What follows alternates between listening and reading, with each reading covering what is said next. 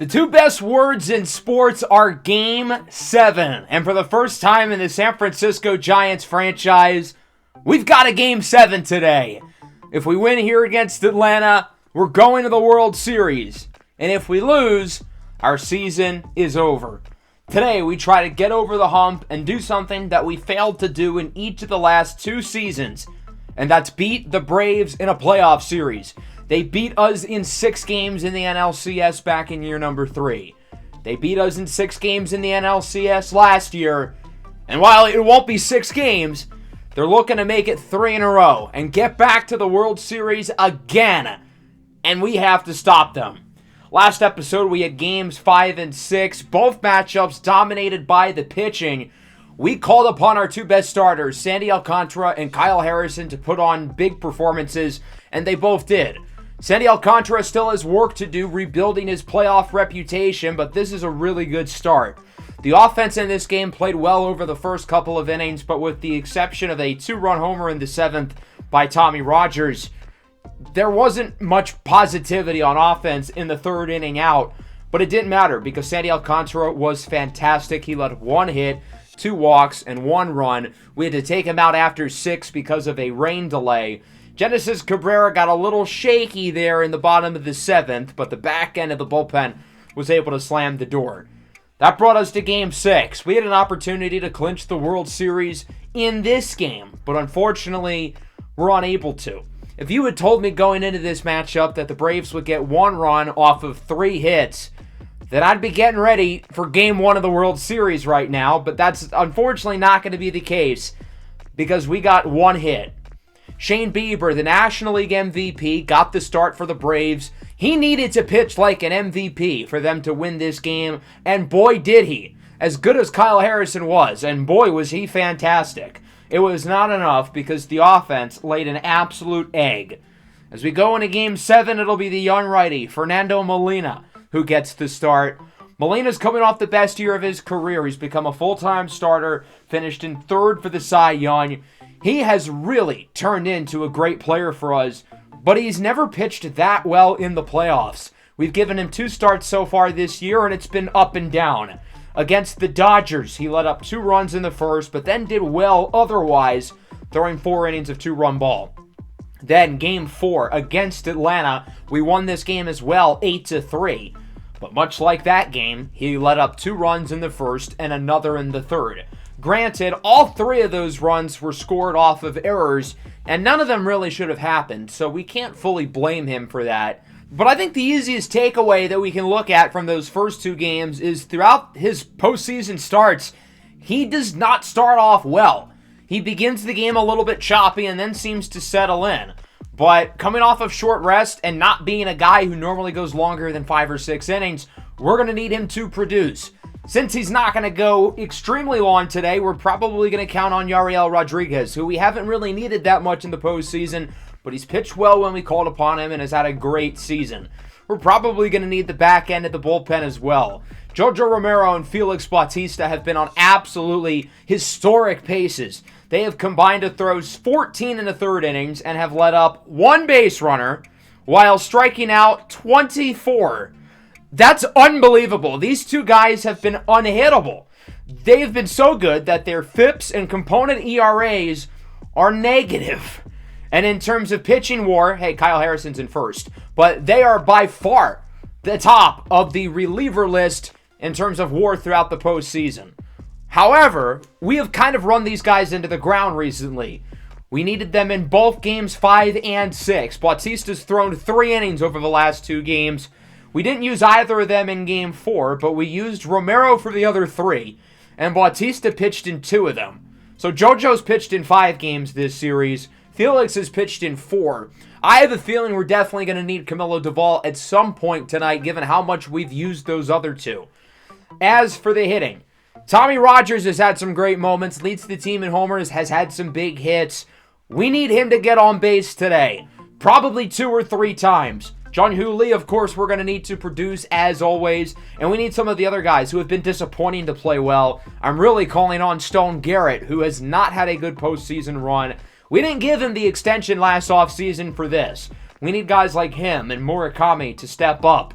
Brendan Donovan as well. I noticed that he has the pinch hitter quirk, so that's something I'm going to be considering using in Game 7 rather than having him start, because he started in every game and hasn't been particularly good.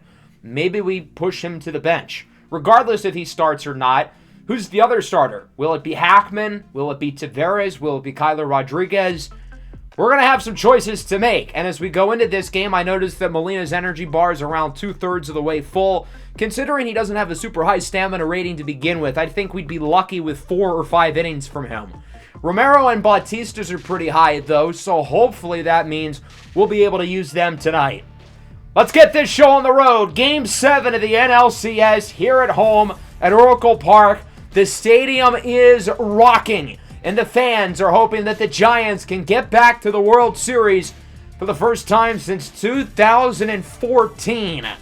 The opponent here, the Atlanta Braves, who have beaten us in the NLCS 2 years in a row, and I will be damned if I let it happen for a 3rd straight year.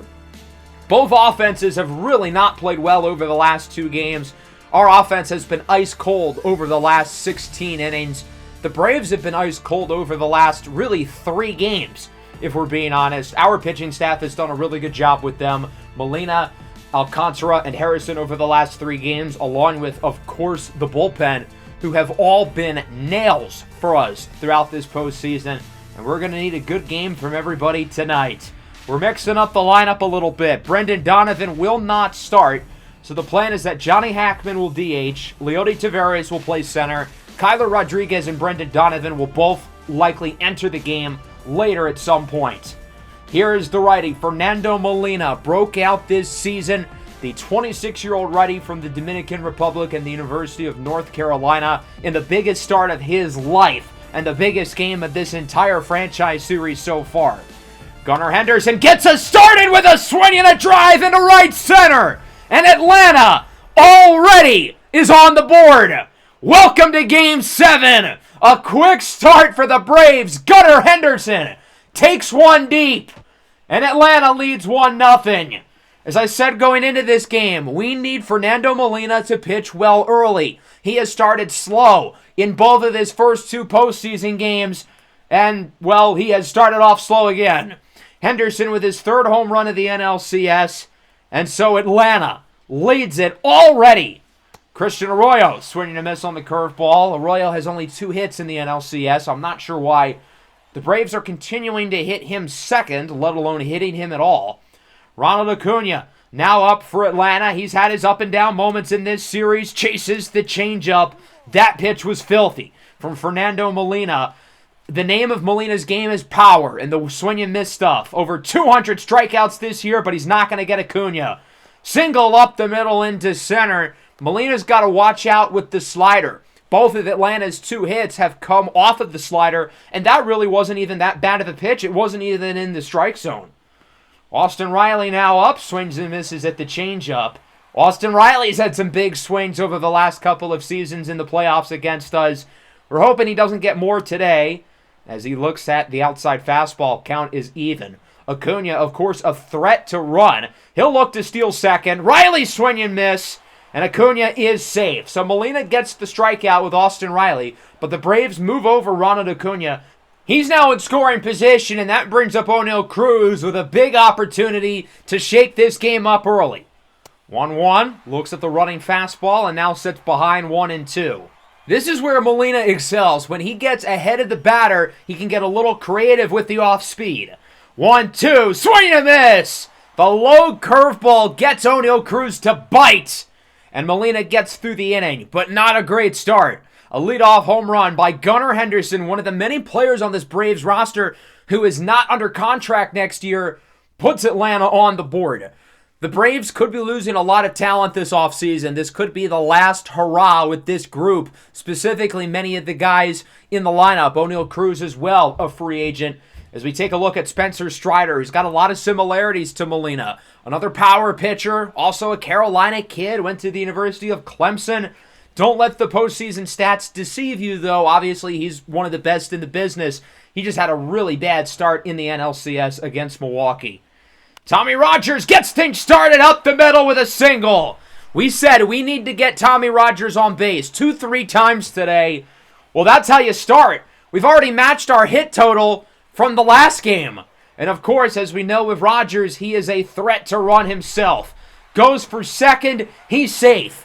An early stolen base for Tommy Rogers, and the Giants get a runner in scoring position. Big opportunity for Jung-Hoo Lee, hitting .568 in the postseason. Sends that one by the glove of Gunnar Henderson for a single. We're going to leave Rogers at third. In hindsight, I think he pretty easily would have scored, but with nobody out, we want to take it a little bit cautious. And now we already have more hits than we did in the entirety of Game 6. And both teams, who have now 4 hits combined, have equaled their total from Game 6, and we are still in the first inning. I guess we're not going to get another pitching duel as this brings up Ian Happ. Huge opportunity for him with runners on the corners and nobody out. This is a chance to redeem ourselves after allowing the home run by Gunnar Henderson as he's ahead 2-1. Puts it on the ground. Are you kidding? 6-4-3 double play. Now, it's not all bad. The run scores. Tommy Rogers is safe at home. But that's still not a good at bat because now there's 2 outs, there's nobody on, and our chance of getting a big inning here is a lot lower. It's nice that we at least got the runner from third in, but that feels like the bare minimum in that spot. Munetaka Murakami now, big cut on the fastball, and now with 2 outs and nobody on base, he's taking more of a power swing. Murakami's had his struggles, but has played much better over the last couple of games as he swings and misses on the circle change. The only Giant with a hit in Game 6, the only Giant to reach base twice, and now so far the only Giant to strike out. An exciting start though. Both teams score here in the first inning. We are tied at 1 going into the top of the second. We'll see if either of these pitching staffs can look to get things moving. With Molina, we're going to be aggressive. If he still struggles, we might make a change sooner than later, and this is not a good start. Ozzie Albies, single into left center field. So already, the Braves start the inning with a runner aboard. Albies has to be thrilled with playing in this series after he was hurt for last year's NLCS, as was Matt Olson, who goes down on the low curveball. A nasty pitch by Molina. So far, Molina has struck out 4 batters, but the other 3 have all gotten base hits. So it was either a strikeout or a hit, but that's going to change here. Murphy on the ground, inning-ending double play. That's how you do it. Good work by the infield. Happ and Ramirez, who both were called for errors in the last Fernando Molina start, lead the double play as this game remains tied at 1. I'm still not convinced with what we've gotten out of Molina yet as we go bottom 2. That's a nice take there by Sabol. That pitch was in the strike zone, but it was called ball 3. Looks like he got lucky. Full count. Swing and a miss on the fastball. That pitch was clearly low and inside. Sabol wanted to be aggressive, and that pitch was coming in quickly. He didn't realize how low it was. That'll bring up Stone Garrett. We're still waiting for the big postseason hit from Garrett, and it's not going to be this one as he pops it into left, caught by O'Neal Cruz for the second out of the inning. Both pitchers certainly pitching a lot better here in the second inning. We'll see if Jose Ramirez can light a spark. Second on the team in postseason home runs with 3 as that fastball goes inside. I thought it was going to hit him for a second. Strider is lucky. That would have given us a free base runner. Ramirez is now ahead, though, 2-1, as he looks at the low fastball. Another pitch that, as you can see at the bottom left, very clearly in the strike zone. But we got lucky there. The umpire seems to be on our side. Giants money line, baby, as that one is fouled off. That pitch was lower, though, than the last one. So I'm curious if he would have called that one a ball. Again, it was clearly a strike, but I don't know. This guy might have it out for Atlanta. As Ramirez puts it on the ground, a really nice circle change with a lot of movement. Olsen tags the base, 1-2-3 inning for Strider. Much better second inning for both of these pitchers as that brings us into the third. 9-1-2 hitters will be up for Atlanta. That starts with Jose Azocar, only hitting 154 in the postseason. He's had some big swings for them, though. 2-1, flies it into center. Tavares is under it, and he should make the play. I will say I'm a little bit surprised with their insistence of going with Jose Azocar at center over Teoscar Hernandez. Obviously, you'd be losing some defense with Hernandez, but he's also the much better hitter. It would certainly be easier if, Michael Harris was healthy, but Atlanta can't just get what they want. Life is unfair. Henderson on the ground. Ramirez makes the play. Throw to first is a close one, but in time. Molina let 3 of the first 6 batters get base hits, but since then he's looked a lot better and he hasn't had to rely on the swing and miss stuff, although we know that certainly is useful when needed. Arroyo flies it into right. Lee is under it. He makes the play. 1-2-3 inning for Fernando Molina, and much like his first two postseason starts, it took him a little bit, but clearly he's gotten the butterfly jitters out of his system and seems to have settled in. His pitch count is rising, though, and again, with him coming off of short rest and not being a guy who goes that deep into games anyway, I don't know how much longer he's gotten this one. There's Johnny Hackman. He goes down on the fastball.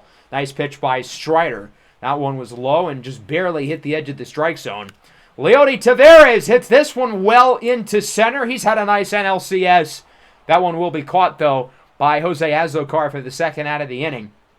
No base runners since the first for the Giants. We had the 2 hits to start the game and then nothing since.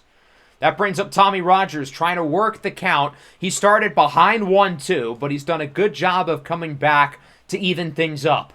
Now the count is full, draws a walk. Good at bat for Tommy Rogers. I said we needed to get him on multiple times. He's already reached base twice, and we're still in the 3rd inning. They're going to try to pick him off here. It doesn't look like the Giants are going to have him steal, though, since the count is full with 2 away. So I guess he will run here. And this one is high for ball 4. Jung-Hoo Lee wanted to swing at that. He thought that pitch was going to curve low, but he pulls back right before he's about to swing. And now Ian Happ is up. Grounder to short. Henderson flips it over to second. And just like the first inning, Ian Happ had 2 runners on, and again, he does nothing. Tommy Rogers has reached base twice. So is Jung-Hoo Lee. Everybody else on our lineup is 0 for 10. We need the 3 through 9 hitters to step up. Rogers and Lee are doing their job. So far, everybody else isn't. Into the 4th, Molina's still in as Acuna lines this one into right. Jung-Hoo Lee makes the play. Only 1 base hit total since the first for either team. That was Ozzie Albies all the way back in the top of the 2nd. I thought we weren't going to get a pitching duel, but maybe that's not the case. Riley with a hot shot to 3rd. Murakami makes the play, robbing Riley of possibly a double. Probably would have only been a single in hindsight since we have Tommy in left, but still a really nice grab at the hot corner by Murakami. And with that, we're going to make a pitching change. Going into this inning, the plan was that no matter what, Molina was going to face off against the first 2 guys, and then we're going to take him out for Genesis Cabrera because 2 of the next 3 batters are lefties. I get that Molina's pitched really well, but his energy is dying down quickly. We've got to be smart with how we manage our pitching here in Game 7, but overall, I feel good with the performance we've gotten today from Fernando Molina. The biggest reason why, though, again, we're going with Cabrera is because Oneil Cruz is up now. And Matt Olson is up in 2 batters. He's currently in the hole. Cabrera last pitched in Game 5. He didn't look too hot off of the rain delay. 2-2. This one is hit into the left center gap. Taveras chases it. He makes the play. Good inning for both Molina and Genesis Cabrera. And we'll see if the Giants regret making the pitching change so early. But again, with Molina's pitch count getting high, his energy bar getting lower, I felt like it was the time. I trust this bullpen. Outside of the 2-run homer led up by Duvall against Austin Riley in Game 1 of this series, our bullpen has not allowed a single run this postseason. That pitch for Murakami is in for strike 2. Count is full now from Strider. As that one is on the ground, hit sharply to short. Henderson makes the play. Strider's dancing around the strike zone, though. It feels like his command, really ever since the start of the 3rd inning, has been kind of off. That'll bring up Blake Sabol. Should have walked his last time up, if not for a bad full count decision. And here we are again. The count is full for Sabol, who has really improved his plate discipline throughout his career, despite the 2nd inning. And sure enough, he draws a walk. So the Giants get another base runner here. We just got to keep stacking guys on and hope for some clutch hitting. Stone Garrett now swinging a miss. He looked overwhelmed by that 97-mile-an-hour fastball, and the count is now full for him. Garrett has some of the best plate discipline on the team, but it hasn't translated to the playoffs. Well, here he draws a walk, and that's now 4 over the last 2 innings for San Francisco, and Strider really has forgotten how to throw strikes. This could get rough quickly. As Ramirez fouls it back, even though San Francisco hasn't gotten a hit in like 15 batters, they've gotten a number of guys on base, and it might only take 1 mislocated pitch. Sure enough, Ramirez hits this one high and really deep into right center. At the track, at the wall, it's caught by Jose Azocar. In most other ballparks, that's a 3-run bomb But here in San Francisco, Triples Alley remains undefeated. We do move the lead runner up to third, and we're going to bring a pinch hitter in here for Johnny Hackman now. I trust Kyler Rodriguez more than him, and I think this is a spot where we need to make the switch given the importance of this at bat. This is a huge spot in this game. We've got 2 runners on. We haven't hit the ball that well today with runners on base, which has been our kryptonite at times. Kyler's a guy who really produces off the bench, but he swings and misses at that one. The 99-mile-an-hour fastball up and in. And now the count is even, 2-2. 2 away, runners on the corners, and this one is popped into left. That's not going to drop. Cruz is under it. He makes the play. 2 more runners left on base for the Giants. And even though Strider is struggling to find the strike zone, we are also struggling to hit the ball. Rogers and Lee had the 2 base hits to start the game. Nothing since. As we go to the 5th, we're going to keep Cabrera in. Ozzie Albies checks his swing, did not go around, and now the count is 3-1 for the Braves. Following pitch on the way, takes a big cut at the circle change. That one well low at the zone, and now the count is full. Will Cabrera look for something in the strike zone, or does he try to fool him again? That would have been ball 4. Albies swings at 2 consecutive pitches that were lower than the strike zone. That is a clinic from Genesis Cabrera, although granted that pitch was a lot closer. Maybe just an all-around perfect pitch. As Olsen now chases the circle change, these Braves batters are biting for the low stuff. We'll see if San Francisco keeps going down there. It's been a trend over the last couple of games. 1-2, fouls it back. Now that curveball was completely mislocated. Cabrera wanted to paint that one outside, but it went right down the middle. Following pitch. Ooh, that was a close one. Good take there by Olsen. Now the count is 2-2. He's going to look back for the circle change, and it works again. That pitch has been filthy.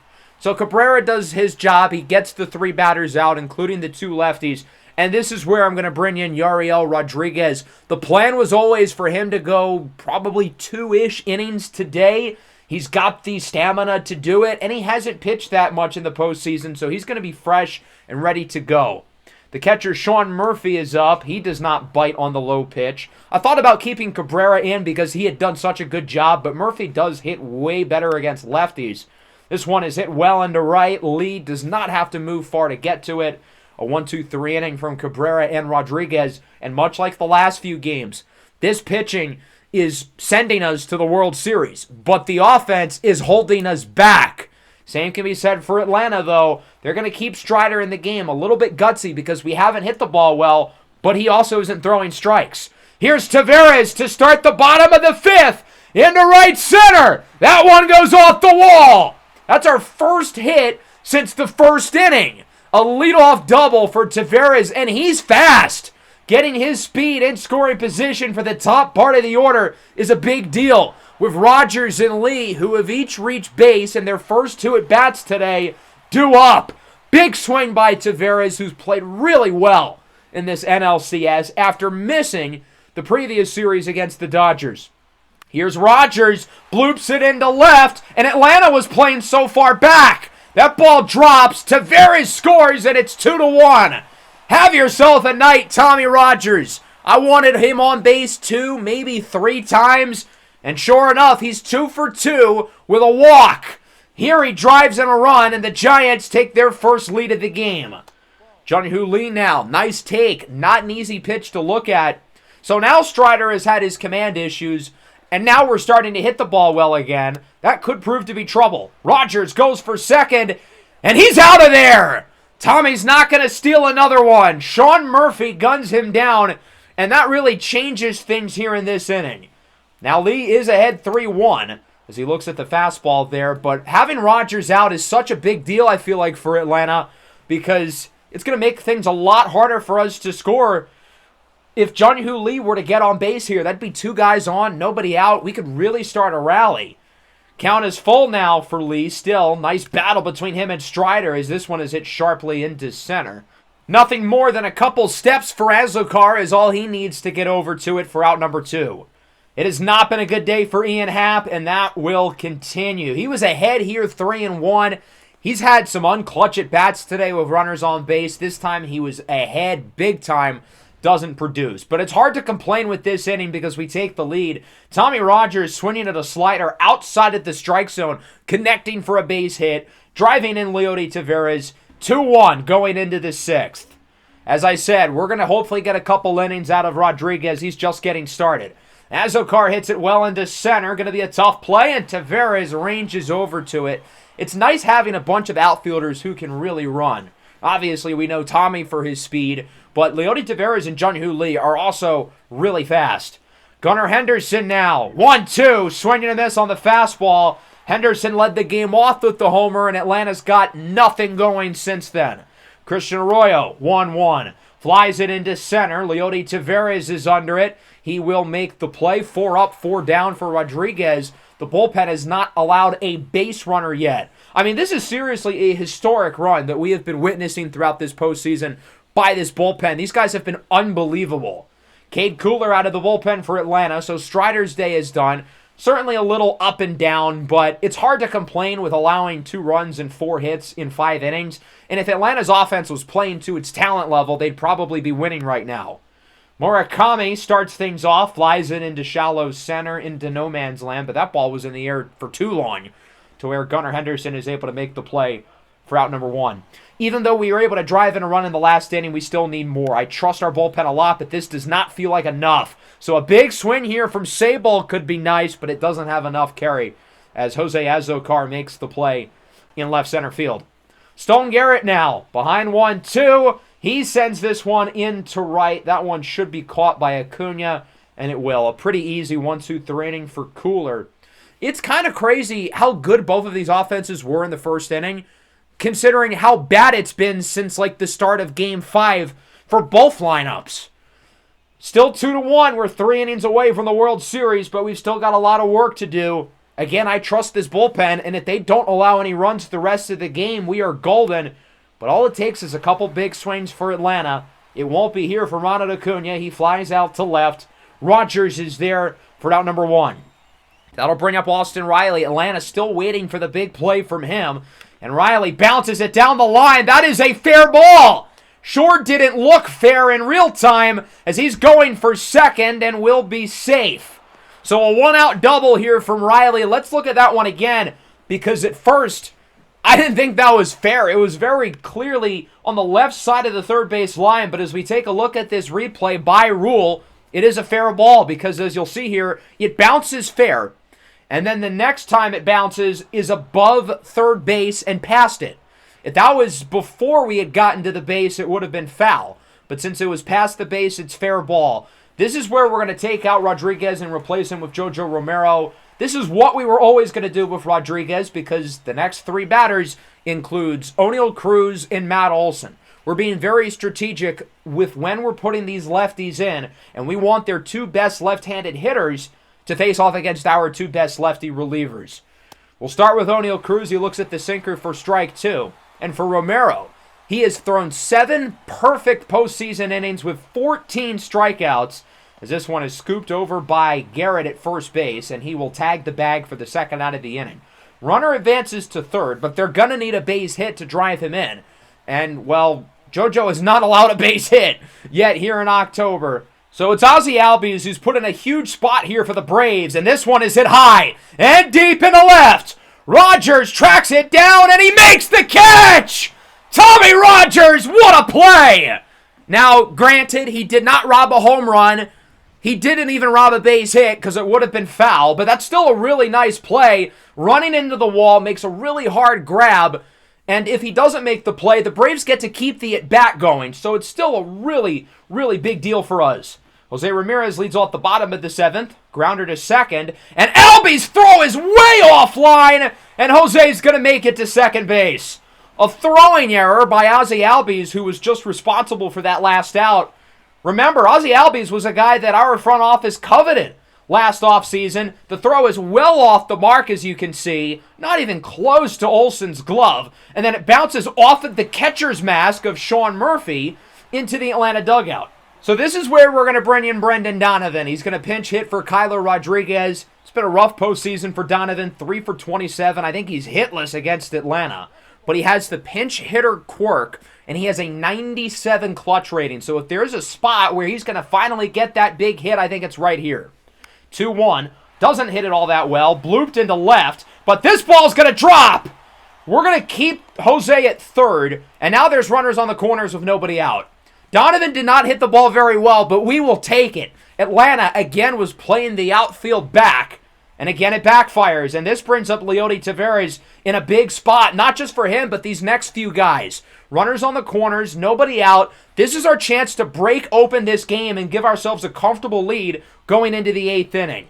Taveras had the big double back in the 5th. He scored off of the RBI single by Tommy Rogers, and of course there are no runs since. He does sit behind 1-2. Good take there on the slider. I may or may not have clicked X there intending to swing, but it's a good thing he did not. Count is even now, 2-2, as this one is fouled towards the third base side. A nice battle here with Cooler and Taveras in one of the biggest spots in this game. Ensuing 2-2 pitch on the way. Wow, now that's a good take.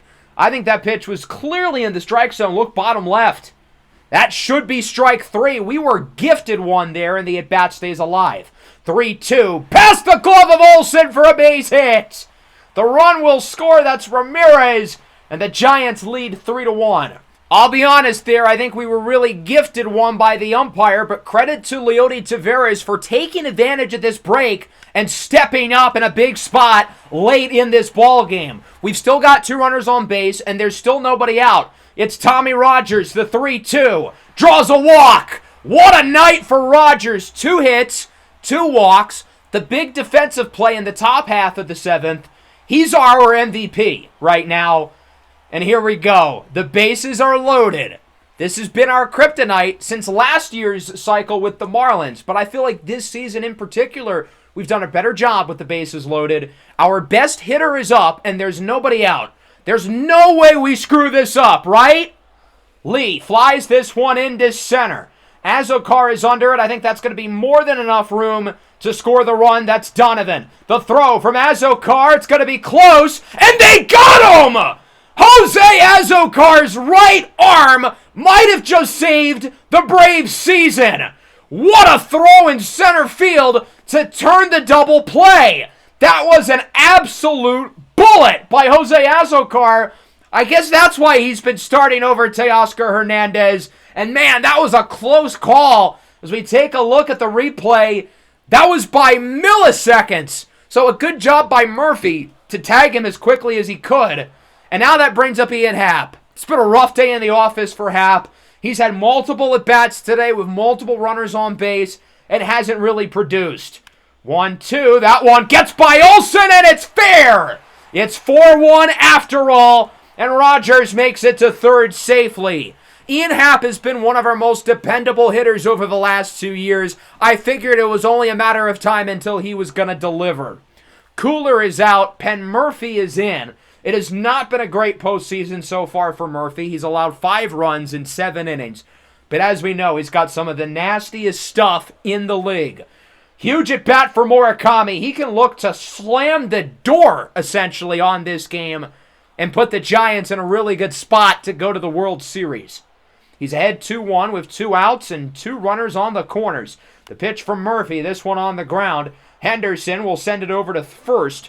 So an interesting inning there. Started by the error from Ozzie Albies. We would drive in a pair. We could have gotten another one if not for the big throw by Azokar. So the Braves have a really bad defensive play that prevents them from getting an out. But they get one back from Jose Azokar. Ball don't lie, I guess. And with that, it's still 4-1 as we go to the top of the 8th. With Olsen leading off on the ground. Garrett will make the play. Tags the base 5 outs away. We've got the best back-end bullpen in Major League Baseball. As long as these guys don't completely blow it, we're going to the World Series. Here is Sean Murphy now. This one is hit well into left, and we've got ourselves a ball game. After 8 perfect postseason innings, Romero finally lets up a base runner, and it's a 426-foot moonshot for Sean Murphy, and this lead is within 2. Murphy's first home run of the entire postseason. I think he had 2 hits in the NLCS prior to this one. But better late than never, I suppose. And Atlanta's going to keep the door cracked open for a little bit longer. It looks like JoJo Romero is not completely invincible. That one clearly a home run as soon as it hit the bat. And for the first time since the first at bat of the game, Atlanta's on the board. This now feels like a good spot to make a pitching change, and we're going with the big fella, the mountain. Felix Bautista will come in the game here with 1 out in the top of the 8th. The question really is, how long is Bautista going to go? Assuming this inning goes well, he gets out of it, and let's say hypothetically it is 4-2 going into the 9th. Do we stick with Bautista? Do we go with Duvall? We're going to have some interesting decisions. It'll certainly be especially interesting if Bautista gets through this inning quickly. We'll start with Azokar, made the big defensive play in the last inning as the throw is off by Happ, but Garrett tags the runner to get the out anyway. What a heads-up play there by Stone Garrett, and I've been critical of him throughout this postseason because I know he's better than the results he's put up at the plate, but that was some excellent high IQ baseball, preventing a throwing error by Ian Happ. Gunnar Henderson now 1-1, swinging a miss on the 101-mile-an-hour fastball. A couple of former Orioles traded only a couple months apart. Henderson at the beginning of the season, Bautista at the deadline. The 1-2, Henderson doesn't chase the low off speed, just as many of his teammates throughout this game have. 2-2 now, fouls it off, battles back, keeps the at-bat alive. Henderson, of course, led the game off with a homer. He's got 3 here in the NLCS against the Giants. 2-2, gets hit! Wow, this puts Atlanta in an interesting spot. They've got a runner on, and Christian Arroyo is up. I feel like this is a no-brainer pinch hit spot. You have Darrell Wilson on the bench. You have Teoscar Hernandez on the bench. They have really rode it out with Arroyo, and I get it. He's a good defensive player. They clearly see him as a fit.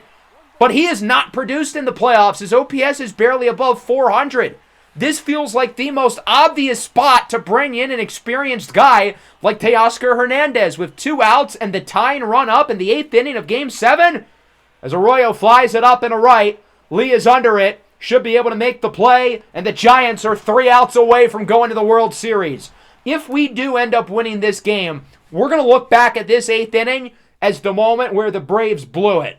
Yes, they got the home run by Sean Murphy, but with Gunnar Henderson on base, they could have done some damage. How are you going to trot up your worst offensive player in that spot, the biggest at-bat of the year, when you have Teoscar Hernandez on the bench? There's Sabal, draws a walk to start the 8th. We feel good with this 2-run lead and either Bautista or Duvall in the 9th, but it wouldn't hurt to add some insurance. Garrett behind 1-2. That is not an easy pitch to hit. A slurve low and inside. Credit to him for at least making some contact. As Garrett ropes it down the line, that one is fair.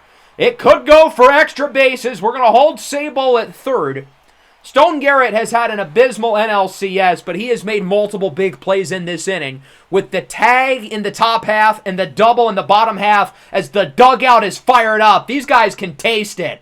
Happ and Rogers, look at the expression on their faces.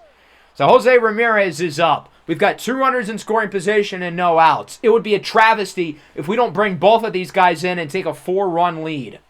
Count is even 2-2 after Ramirez chases the high fastball. As this one is put on the ground, Olsen makes the play, tags first, and nobody scores because the Braves infield was playing heavily in.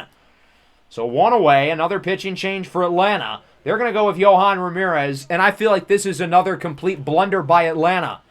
You are playing for your season. How do you not go with one of your all-star relievers, either Evan Phillips or Emmanuel Clase? At the start of the inning, I probably would have gone with Phillips, but given that there's 2 runners in scoring position, I feel like you have to throw Emmanuel Clase in here because he's very likely to get the 2 outs.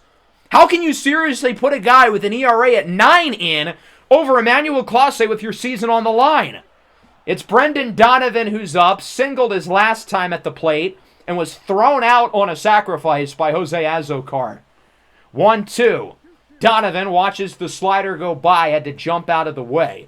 A base hit here could score 2 and put the Giants in a really good spot. The 2-2 from Yohan Ramirez. This one is fouled back, and the at-bat stays alive. A battle here between Donovan and Ramirez. 2-2 on its way. Good take. Inside fastball. called for ball 3. And now the count is full. Could we look at another bases loaded scenario? The 3-2. Donovan belted into center for a base hit. 1 run scores. We're sending Garrett, and there's going to be no relay throw to the plate from Jose Azocar. 2-run single for Brendan Donovan, and the San Francisco Giants are on the 1-yard line. As long as we don't throw it to Malcolm Butler in the end zone, it looks like we're probably going to the World Series. Still only 1 out here. Leody Taveras on the ground. This could be a double play. Albies to Henderson over to first. Not in time. Good hustle there by Leody to keep the inning alive. And that's going to bring up Tommy Rogers, who in the biggest game of his life has been the best player on the field. He's reached base in all 4 at-bats, looking to make it 5. As he hits it well to third, Riley sends it over to second. Albies makes the play. Another good inning, though. Brendan Donovan has been clutch off the bench tonight with 2 hits. He drives into here in the bottom of the 8th. As long as we don't allow 4 with some of the scariest relievers in baseball ready to rock and roll, we're going to the World Series. This is it. For now, we are going to stick with Felix Bautista, but if things get a little bit shaky, Camilo Doval is loose and ready to go. Acuna hits it well into left. Rogers is there. That's out number 1.